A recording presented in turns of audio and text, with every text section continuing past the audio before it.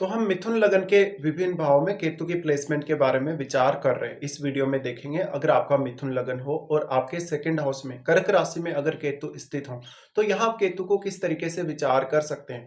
देखिए केतु इस हाउस में स्थित होंगे तो यहाँ पर वो अपना सर्वाधिक प्रभाव डाल सकेंगे। यहाँ चंद्रमा का घर है, साथ में आपको यहाँ साथ में स्थित ग्रह को जरूर ही देखना चाहिए। अगर केतु के साथ कोई भी ग्रह वक्री होकर स्थित होगा तो केतु उस पर अपना सर्वाधिक प्रभाव डालेंगे। और वक्री होकर स्थित नहीं होगा, नॉर्मल स्थिति में होगा या मार्गी स्थिति में होगा, तब केतु का प्रभाव आपको एनालाइज करना पड़ेगा और आपको यह भी देखना पड़ेगा कि वो ग्रह किस प्रकार का। लेकिन यहाँ आपको चंद्रमा की स्थिति देखनी चाहिए। चंद्रमा वास्तव में आपके चार्ट में बहुत अच्छी स्थिति में होने ही चाहिए।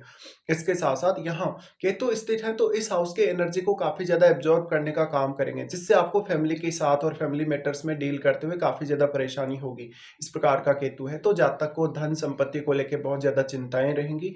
जातक कभी भी अपनी फैमिली से संतुष्ट नहीं होगा, उसके बहुत ज़्यादा अटैचमेंट रहेगी शुरुआत में अपनी फैमिली से और अपनी अर्निंग्स या धन को लेकर भी उसकी बहुत ज़्यादा अटैचमेंट देखने को मिलेगी।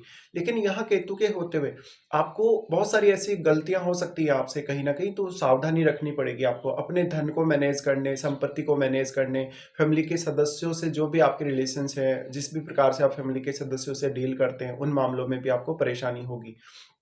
तो हो सकता है कि आपसे बहुत सारे ऐसे गलत डिसीजन हो सकते हैं, जो डिसीजन की वजह से आपको काफ़ी नुकसान भी हो सकता है धन या संपत्ति में। साथ में परिवार के सदस्यों के साथ आपके रिलेशंस बिगड़ सकते हैं। कभी-कभी ऐसा भी होगा जब अगर आपके चार्ट में चंद्रमा अच्छी स्थिति में नहीं होगा और किसी क्रूर ग्रह की दृष्टि भी अगर यहाँ पे होगी, तो हो सकता है कि आपकी फैमिली बनने में काफ़ी परेशानी होगी या फैमिली आपकी बन गई है, मैरिज हो गई आपका और आप अपने जीवन साथी के साथ रह रहे हैं, तो हो सकता है कि आपस में काफ़ी ज़्यादा अंडरस्टैंडिंग में कमियाँ रहेंगी या आपको फैमिली के कुछ ऐसे इश्यूज रहेंगे जिसकी वजह से आपके लिए फैमिली के साथ रहना आपको कहीं न कहीं पॉसिबल नहीं होगा। आपके कार्य क्षेत्र से वो जुड़े हो सकते हैं, आपके इनकम से वो जुड़े हो सकते हैं या किसी भी अन्य मैटर से जुड़े हो सकते हैं।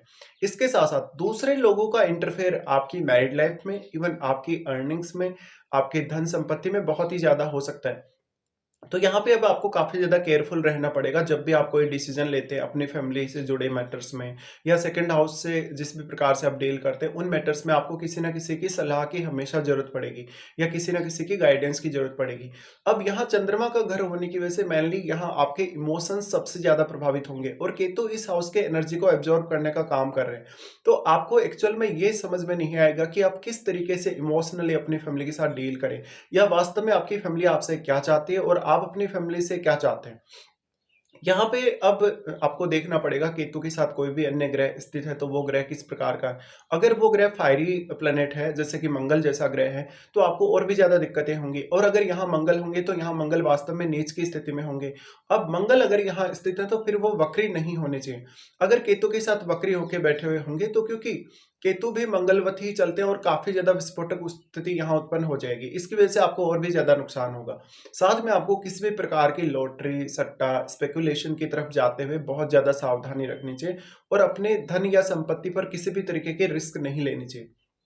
अब यहाँ पे आप ये भी बोल सकते हैं कि यहाँ लगभग अगर जुपिटर स्थित हुए तो कुछ मामलों में आपको काफ़ी हेल्प मिल सकती है और जुपिटर और केतु का जो डोमेन है वो एक जैसा सा ही है। तो यहाँ पे आपको फिर स्पिरिचुअल जो कार्य हैं उनमें कहीं न कहीं बृहस्पति का योगदान देखने को मिलेगा और जो आपने गलतियाँ की हैं केतु के यहाँ होते हुए, वो गलतियों को आप बृहस्पति के यहाँ होते हुए अपनी बुद्धि और अपने विवेक का इस्तेमाल करते हुए आप ठीक कर सकते हैं। लेकिन यहाँ अब बृहस्पति भी फिर वक्री स्थिति में नहीं होने चाहिए। अगर बृहस्पति वक्री स्थिति में हुए तो आप अपना ज्ञान अपने खुद के लिए उतने अच्छे से यूज़ नहीं कर सकेंगे। आप अपने ज्ञान से दूसरे लोगों को भले ही आप लाभान्वित कर दें। यहाँ केतु की स्थिति है तो आपके 8th हाउस में राहु भी स्थित होंगे, तो आपको अपने इन-लॉज़ के साथ भी रिलेशंस देखने पड़ेंगे, पार्टनर के साथ भी रिलेशंस देखने पड़ेंगे। मेनली आपके पार्टनर की जो अर्निंग्स है, उनसे आपको कभी-कभी कोई लाभ नहीं होता है। इसके साथ-साथ हम कुछ ऐसे ब्लाइंड फैसले भी ले लेते हैं जिस हाउस में हमारे केतु स्थित होते हैं, क्योंकि यहाँ पे आप कन्फ्यूजन क्रिएट करेंगे अपने आप से ही या आपके मन में किस तरीके से आप डील करें सेकंड हाउस से रिलेटेड मैटर्स में, उसको लेके बहुत ज़्यादा कन्फ्यूजन की स्थिति डेवलप हो जाएगी। यहाँ केतु बैठे हैं तो अब केतु के साथ कोई भी ग्रह वक्री होगा तो केतु उस पर अपना सर्वाधिक प्रभाव डालेंगे। फिर आपको ये देखना पड़ेगा कि वो ग्रह वास्तव में किस प्रकार का ग्रह है। क्या केतु से उसकी कुछ सिमिलरिटीज़ हैं या नहीं है? और जो भी ग्रह यहाँ नॉर्मल स्थिति में होगा या मार्गी स्थिति में होगा, कुछ हद तक वो ग्रह आपको ज़रूर यहाँ हेल्प कर सकता है। अब आप ये भी बोल सकते हैं कि यहाँ राहु का भी दृष्टि है, लेकिन राहु और केतु के बीच में एक अच्छा बैलेंस बना हुआ है, हमेशा 180 डिग्री पे ही ये रहते हैं। तो केतु के साथ जो भी ग्रह बैठा हुआ होगा, मेनली उस पर राहु के साथ बैठे हुए ग्रह का प्रभाव सर्वाधिक रहेगा और केतु का प्रभाव तो उस पर सर्वाधिक रहेगा ही रहेगा। लेकिन राहु क्योंकि उस ग्रह को इतना ज़्यादा प्रभावित नहीं कर सकेंगे, जितना कि राहु कहीं न कहीं अपने साथ बैठे हुए ग्रह को प्रभावित करेंगे। क्योंकि राहु एक अच्छे बैलेंस में काम कर रहे हैं, जितना ज़्यादा यहाँ पे केतु का मूवमेंट होगा, उतना ही ज़्यादा यहाँ पे राहु का मूवमेंट भी होगा। तो इसलिए यहाँ पर जो केतु के साथ ग्रह बैठा है, वो केतु से ही मेनली सबसे ज़्यादा प्रभावित होगा। इसके साथ-साथ क्योंकि राहु के साथ बैठा हुआ ग्रह को राहु काफ़ी ज़्यादा एम्प्लीफाई किए हैं, इसलिए उस ग्रह का प्रभाव भी आपके केतु के साथ बैठे हुए ग्रह पर अवश्य ही पड़ेगा और कहीं न कहीं उस ग्रह का प्रभाव केतु पर भी पड़ेगा। लेकिन अब यहाँ पे क्योंकि आपके सबसे ज़्यादा जो है भावनात्मक रूप से आपको सबसे पहले देखना है। ये जो है चंद्रमा का घर है और चंद्रमा के घर में हम सबसे पहले यही देखते हैं कि आपके इमोशंस, आपकी भावनाएँ किस तरीके से वर्क कर रही हैं। आप कितना ज़्यादा किसी रिश्ते में अटैच हैं या कितना ज़्यादा डिटैच महसूस कर रहे हैं अपने आप को।